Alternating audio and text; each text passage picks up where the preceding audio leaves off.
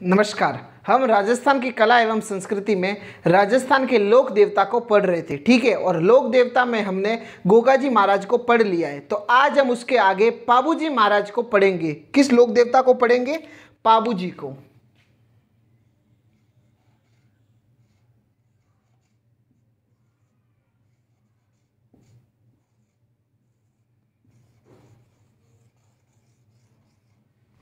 ठीक, तो सबसे पहले बात करते हैं इनके उपनाम की कि सर इनके उपनाम क्या है। तो बता देता हूँ आपको।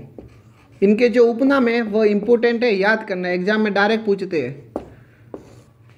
पहला इनका उपनाम है गौरक्षक देवता। गौरक्षक देवता, ठीक। इन्हें वचन पुरुष कहते हैं। वचन पुरुष। इन्हें ऊंटों के देवता भी कहते हैं। क्या कहते हैं? ऊंटों के देवता। और इन्हें अछूतो उद्धारक भी कहते हैं। अछूतो उद्धारक देवता। इन्हें लक्ष्मण का अवतार कहते हैं।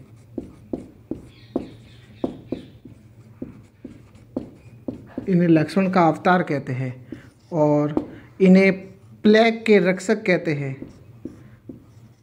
क्या कहते हैं? प्लेग रक्षक देवता कहते हैं।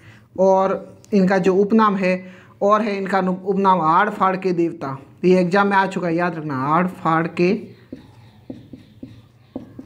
देवता। और एक और बता देता हूँ आपको, शरणागत के रक्षक। शरणागत के रक्षक, ठीक है। ये है पाबूजी महाराज के उपनाम, जैसे गौरक्षक देवता, वचन पुरुष, ऊंटों के देवता, अछूतो उद्धारक देवता, लक्ष्मण का अवतार, प्लेग रक्षक। इनके समय प्लेग बीमारी आई थी जिस कारण इन्होंने प्लेग से लोगों की रक्षा की थी, ठीक है। और हाड़-फाड़ ये एक बुखार की प्रजाति है, इसमें प्लेग बीमारी में हाड़-फाड़ का बुखार आता था, इस कारण पाबूजी ने उस बुखार से लोगों को राहत दिलाई थी, ठीक है। तो इन्हें हाड़-फाड़ के देवता कहते हैं और शरणागत के रक्षक कहते हैं। तो अब हम जानते हैं गौरक्षक देवता, वचन पुरुष तथा शरणागत के रक्षक इन्हें क्यों कहा जाता है, ठीक है। तो हम पढ़ते हैं। देखो, पाबूजी महाराज की बहन का नाम था सोहनबाई। ये पाबूजी महाराज और बहन का नाम था सोहनबाई, ठीक। और सोहनबाई का विवाह होता है जायल नागौर में। ये जायल गांव है और नागौर जिला है, ठीक है। जायल नागौर। सर किसके साथ होता है? तो जिंदराव खिंची के साथ। जिंदराव खिंची के साथ, ठीक। तो अब सोहनबाई का विवाह हो गया जिंदराव खिंची के साथ, जो कहाँ का था? जायल नागौर का। अब कुछ समय बाद क्या है, जिंदराव खिंची एक प्रोग्राम रखता है, कुछ भी होगा प्रोग्राम, तो उस प्रोग्राम में पाबूजी महाराज जाते हैं, ठीक है। और उससे पहले बता दूं कि जिंदराव खिंची जो गांव में रहता था जायल, और इस जायल गांव में एक दूध की डेयरी थी। क्या थी? दूध की डेयरी, ठीक है। और उस दूध की डेयरी को एक लड़की चलाती थी जिसका नाम था देवल छारनी। देवल छारनी, ठीक है। और देवल छारनी के पास एक घोड़ी थी जिसका नाम था केसर कालमी। केसर कालमी। क्या कहा मैंने? जिंदराव खिंची के गांव में एक दूध की डेयरी थी और जो दूध की डेयरी चलाती थी वह लड़की थी जिसका नाम था देवल छारनी। और देवल छारनी के पास एक घोड़ी थी जिसका नाम था केसर कालमी, ठीक है। कुछ समय पहले जिंदराव खिंची ने इस घोड़ी को मांगा था देवल छारनी से, तो देवल छारनी ने मना कर दिया था कि ये तो मेरी प्रिय घोड़ी है, मैं किसी को नहीं दूंगी, ठीक है। तो अब आगे क्या होता है? पाबूजी महाराज जिंदराव खिंची के प्रोग्राम में गए। अब पाबूजी महाराज का संपर्क हुआ इस देवल छारनी से, ठीक है। और पाबूजी महाराज को भी ये केसर कालमी घोड़ी अच्छी लगी, तो पाबूजी महाराज ने मांग ली कि भाई मुझे दे दे ये। तो देवल छारनी को क्या पता क्या सूझा, देवल छारनी ने कहा हाँ आप ले लो, लेकिन उसने एक शर्त रखी देवल छारनी ने कि जब भी मेरी गायों पर मुसीबत आएगी तो आप मेरी गायों की रक्षा करने आओगे, मुझे वचन दीजिए। क्या कहा देवल छारनी ने? कि मैं आपको घोड़ी तो केसर कालमी दे दूंगी, ये काले कलर की थी, याद रखना, काले कलर की थी, ठीक। और मैं आपको घोड़ी तो दे दूंगी, लेकिन जब भी मेरी गायों की मुसीबत आएगी, गायों पर मुसीबत आएगी, तब आप मेरी गायों की रक्षा करने आओगे। तो बाबूजी महाराज ने कहा हाँ बिल्कुल, मैं वचन देता हूं इस बात का कि मैं तेरी गायों की रक्षा करूंगा, ठीक। अब यह बात पता चलती है जिंदराव खिंची को। मेरी बात सुनो, यह बात पता चली जिंदराव खिंची को, क्यों? कि जिंदराव खिंची ने पहले मांगी थी। जिंदराव खिंची सोचता है अपने गांव की लड़की, मैं इस गांव में रह रहा हूं, मैंने मांगी, मुझे नहीं दी, पराये गांव का लड़का आया और उस घोड़ी को लेके चला गया। देवल छाननी ने बिल्कुल कुछ नहीं कहा और देवल छाननी ने दे दी। तो ये तो इसके लिए तो तौहीन की बात हुई कि जब इसने मांगी, अब गांव वाले मांग रहे हैं, उसको तो नहीं दिया और पराये गांव वाले को दे दिया। तो जिंदराव खिंची की तो ये मतलब एक मर्यादा मतलब कम होने की बात हो गई है। तो जिंदराव खिंची इस चीज का बदला लेना चाहता था। किससे बदला? किससे लेकर? देवल छाननी से, ठीक है। तो वो बदला लेने का समय का इंतजार कर रहा था। सर क्यों? वो तो कभी भी ले सकता है, तो कभी भी नहीं ले सकता है। क्या कहा मैंने? बाबूजी ने वचन दे दिया है कि मैं तेरी गायों की रक्षा करूंगा। और पहले के जमाने में बदला लेना मतलब या तो गायों को छुरा देना या ऊंटों को छुरा देना, तो वही चीजें होती थी। जैसे वर्तमान में किसी का बदला लेते हैं तो किसी के गाड़ी का कांच फोड़ देते हैं, तो पहले गायों को मार देते थे। या फिर आज कोई गाड़ी चोरी हो जाती थी तो पहले गाय वगैरह चोरी हो जाती थी, ठीक है। तो ये बात देवल छाननी से जिंदराव खिंची बदला लेना चाहता था। तो फिर जिंदराव खिंची ने समय का इंतजार किया। अब कुछ समय बाद बाबूजी महाराज का विवाह तय होता है। कुछ समय बाद बाबूजी का विवाह होता है उमरकोट। उमरकोट, सर ये उमरकोट कहां पर है? ये पाकिस्तान पर है, ठीक है। उमरकोट की एक लड़की होती है जिसका नाम होता है फूलम दे, ठीक है। तो फूलम दे के साथ इनका विवाह तय होता है और ये बारात गई है फूलम दे के पास उमरकोट पाकिस्तान में, ठीक है। और इसी बात का फायदा उठाते हुए जिंदराव खिंची ने देवल छाननी की गायों को चुरा लिया है। जब बाबूजी की बारात उमरकोट पाकिस्तान पहुंची तभी जिंदराव खिंची को पता चला कि वो तो बहुत दूर है। तो जिंदराव खिंची देवल छाननी की गायों को उठा लेते हैं, ठीक। तो अब देवल छाननी क्या करे बेचारी, ये तो लड़की थी। तो देवल छाननी ने पहले तो रिक्वेस्ट की कि मेरी गायों को मत चुराओ वगैरह वगैरह, तो इन्होंने माना नहीं जिंदराव खिंची ने। तो अभी देवल छाननी ने कहा कि अब तो सिर्फ वचन दिया है वही मेरी सहायता कर सकते हैं, इसके अलावा कोई नहीं करेंगे। तो फिर वचन दिया था किसने? बाबूजी महाराज ने। तो देवल छाननी ने संपर्क किया बाबूजी महाराज से, लेकिन बाबूजी महाराज का तो फोन बिजी बता रहा है या स्विच ऑफ बता रहा है। क्यों बता रहा है? कि बाबूजी महाराज तो कहाँ गए? उमरकोट। तो देवल छाननी तैयार होती है और रवाना होती है उमरकोट पाकिस्तान के लिए। पहले तो जांच पड़ताल करती है कि कहाँ पर है बाबूजी, और पता चलता है कि वो विवाह करने गए हैं। तो ये देवल छाननी चली जाती है उमरकोट पाकिस्तान में। और इस समय जो बाबूजी महाराज और फूलम दे जो होते हैं वो विवाह में फेरे ले रहे होते हैं। क्या कर रहे होते हैं? फेरे ले रहे होते हैं, ठीक है। तो देवल छाननी, उन्होंने 2 फेरे ले लिए होते हैं और देवल छाननी वहां पहुंचती है और कहती है कि मेरी गायों को जिंदराव खिंची आपके जीजा जिंदराव खिंची ने उठाकर ले गए हैं, इस कारण मेरे बाबूजी आप मेरी गायों की रक्षा करो और आप मेरी गायों मेरे साथ चलो और जिंदराव खिंची से मुकाबला करो और मेरी गायों को छुड़ाओ, ठीक है। तो बाबूजी महाराज बोलते हैं कि देखो फेरे 4 होते हैं, ये ध्यान रखना, फेरे 4 होते हैं, 7 वचन होते हैं। जो कहते हैं ना कि 7 फेरे कभी नहीं होते, 7 वचन होते हैं और 4 है ना वो फेरे होते हैं, ठीक है।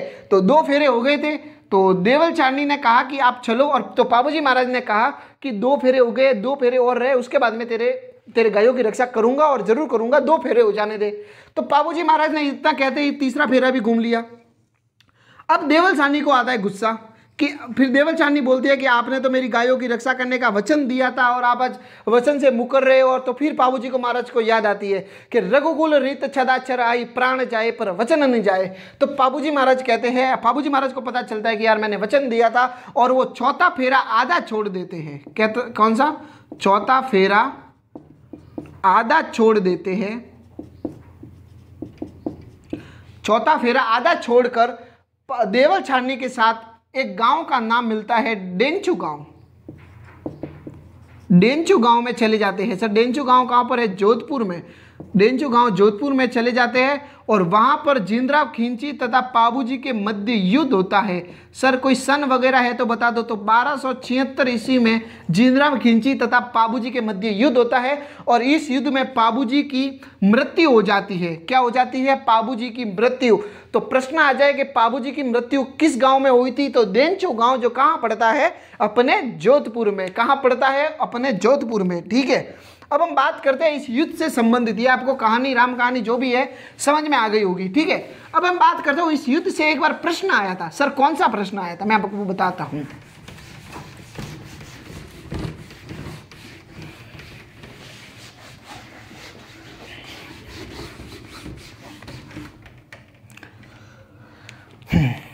देखो एक बार प्रश्न आया था कि पाबूजी महाराज के युद्ध में उनके सहयोगी कौन कौन थे, उनके सहयोगी कौन कौन थे। तो इस युद्ध में पाबूजी महाराज के जो सहयोगी थे वह थे, एक तो था चांदा, एक था डेम्पा, एक था सलखा जी और एक थे हरमल जी, ठीक।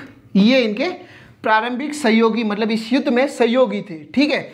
अब पाबूजी महाराज की तो हत्या हो गई। हत्या किसने की, जिंदराव खिंची ने 1276 ईस्वी में देंचू गांव जो जोधपुर में पड़ता है, ठीक है, गायों की रक्षा करते हुए। अब पाबूजी महाराज की तो मृत्यु हो गई, तो पाबूजी महाराज के बड़े भाई का नाम था बुडन जी, बुडन जी बड़े भाई थे, ठीक है, बड़े भाई ऑफ पाबूजी। तो बुडन जी था और बुडन जी के पुत्र का नाम था रूपनाथ जी, रूपनाथ जी, और जिन्हें जरडा भी कहते हैं। क्या कहते हैं, जरडा। तो रूपनाथ जी ने क्या किया, अपने चाचा का बदला लेने के लिए जिंदराव खिंची की हत्या की। जिंदराव खिंची को मारा, ठीक है। क्या कहा मैंने, पाबूजी की हत्या जिंदराव खिंची ने कर ली थी। तो पाबूजी के बड़े भाई बुडन जी के पुत्र रूपनाथ जी या जरडा ने जिंदराव खिंची को मारकर अपने चाचा पाबूजी के मौत का बदला लिया। तो प्रश्न आ जाए कि पाबूजी के मौत का बदला किसने लिया, तो अगर ऑप्शन में अगर रिलेशन आए तब तो आप कहोगे उनके भतीजे ने, तो बड़े भाई का पुत्र भतीजा हुआ, और अगर नाम आए तो आप करोगे रूपनाथ जी, या नाम आपको मिल सकता है जरडा। क्या नाम मिलेगा, जरडा, ठीक है। ये हो गया। और एक इंपॉर्टेंट बात, एग्जाम में प्रश्न आया हुआ है कि आज भी जो पाबूजी के जो अनुयायी है, अनुयायी, सर अनुयायी क्या होता है, अनुयायी का मतलब पाबूजी को मानने वाले, पाबूजी के भगत।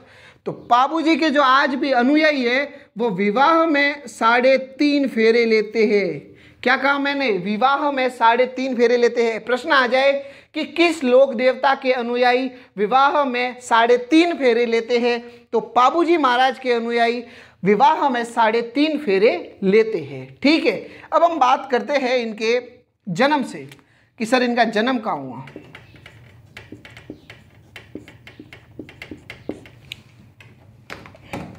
ठीक है, जन्म। तो जन्म पहले तो बात करते हैं इनका कब हुआ और कहाँ हुआ।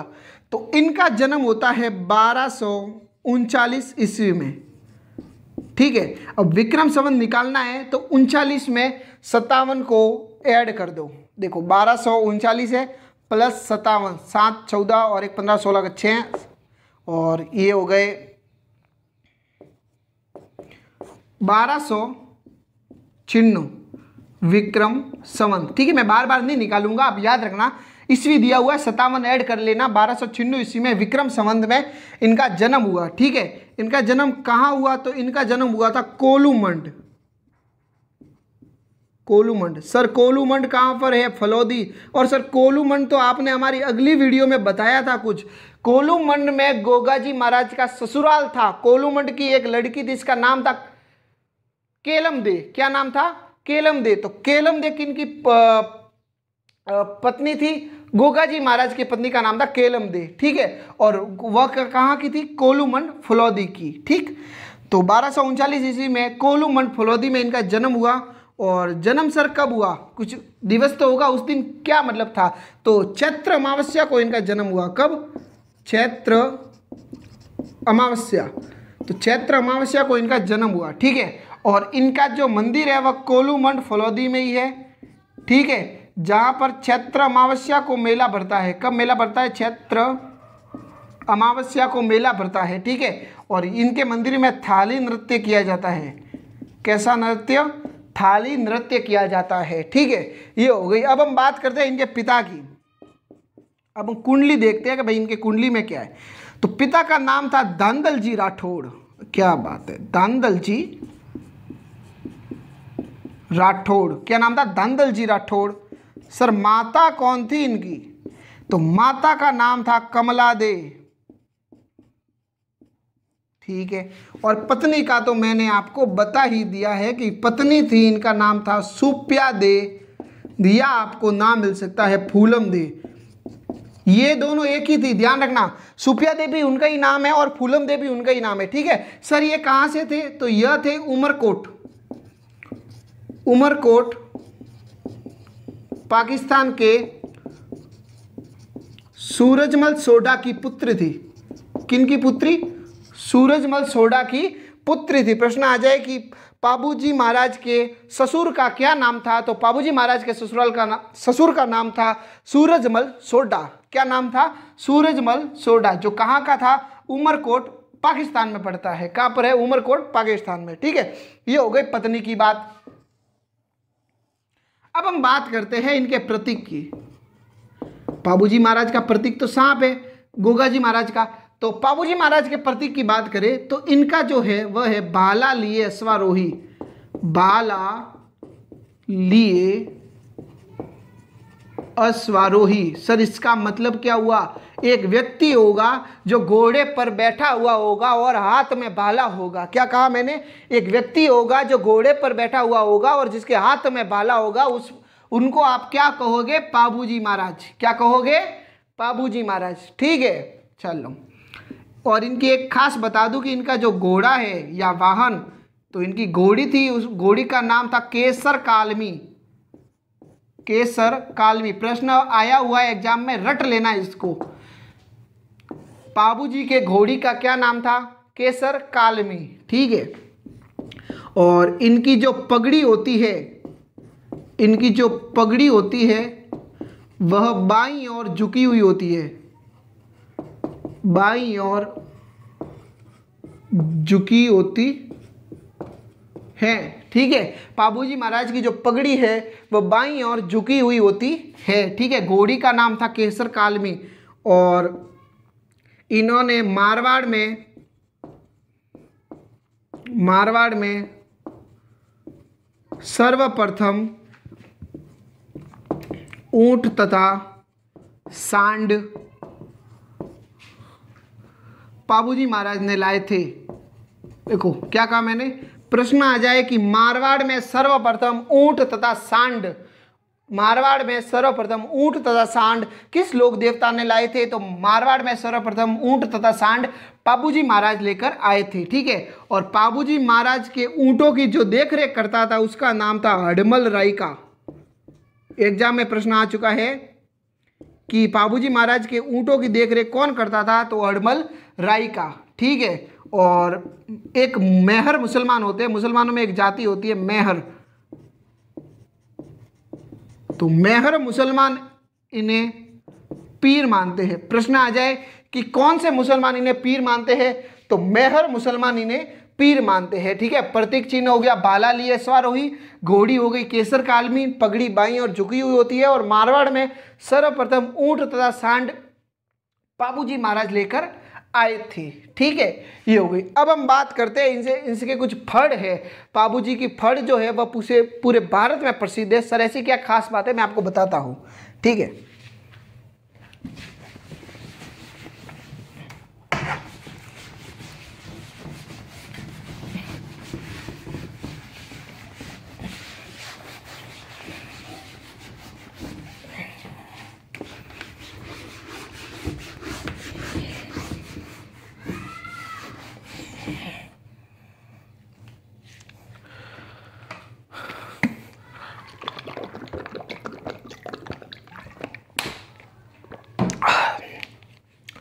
तो अब हम देखते हैं पाबूजी महाराज की फड़। तो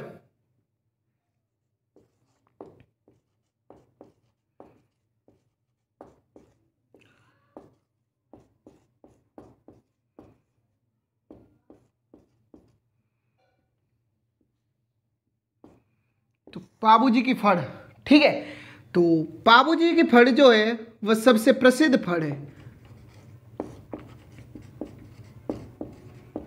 प्रश्न आ जाए किस लोक देवता की फड़ सबसे प्रसिद्ध फड़ है, तो बाबूजी महाराज की फड़ सबसे प्रसिद्ध है। ठीक है सर, ये कब पड़ी जाती है, तो यह ऊंट बीमार होने पर पड़ी जाती है, ऊंट बीमार होने पर।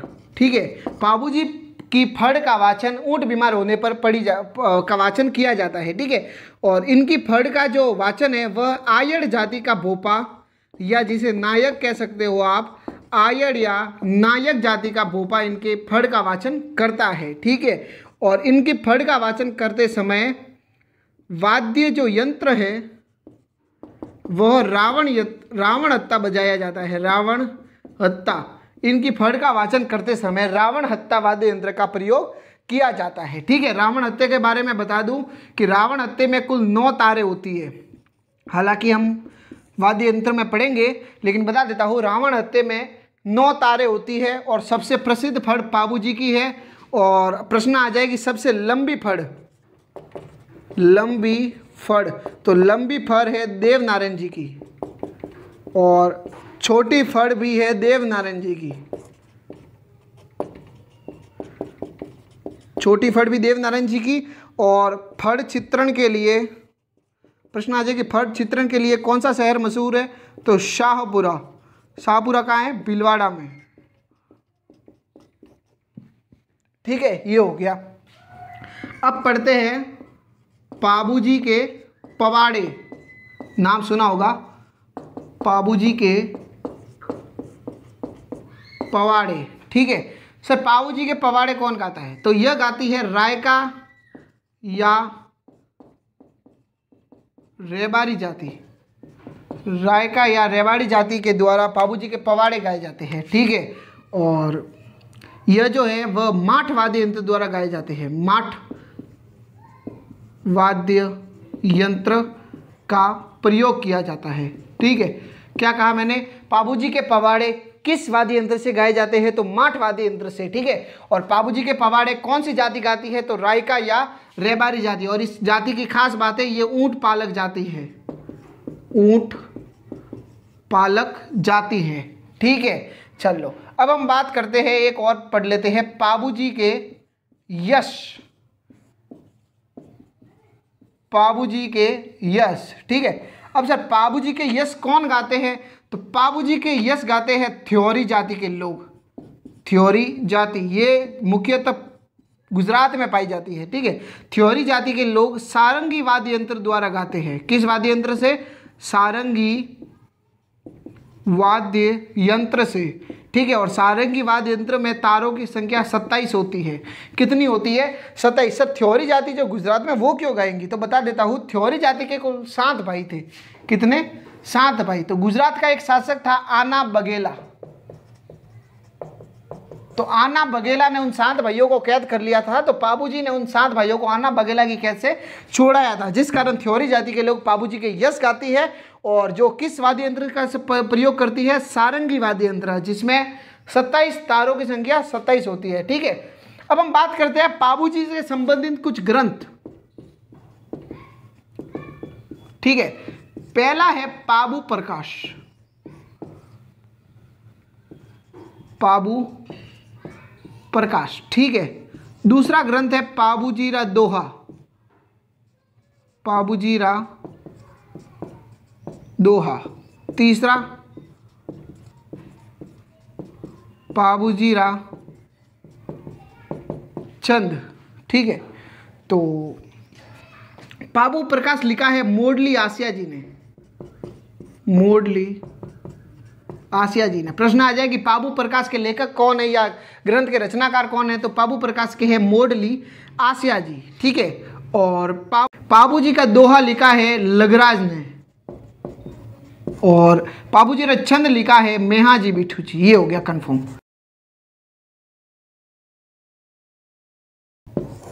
ठीक, ये हो गया। देखो बाबू प्रकाश किसने लिखा, मोडली आसिया, बाबूजीरा दोहा लगराज, बाबूजीरा छंद मेहाजी बिठू जी ने। ठीक है, और इसी के साथ हमारे बाबूजी की कहानी हो जाती है समाप्त। हम मिलते हैं नेक्स्ट वीडियो में, हम नेक्स्ट वीडियो में अन्य एक लोक देवता वो पढ़ेंगे। ठीक है, अगर आपको हमारी वीडियो पसंद आई है तो वीडियो को लाइक करें, तथा हमारे चैनल पर नए हैं तो चैनल को सब्सक्राइब करना ना भूलें। हम मिलते हैं नेक्स्ट वीडियो।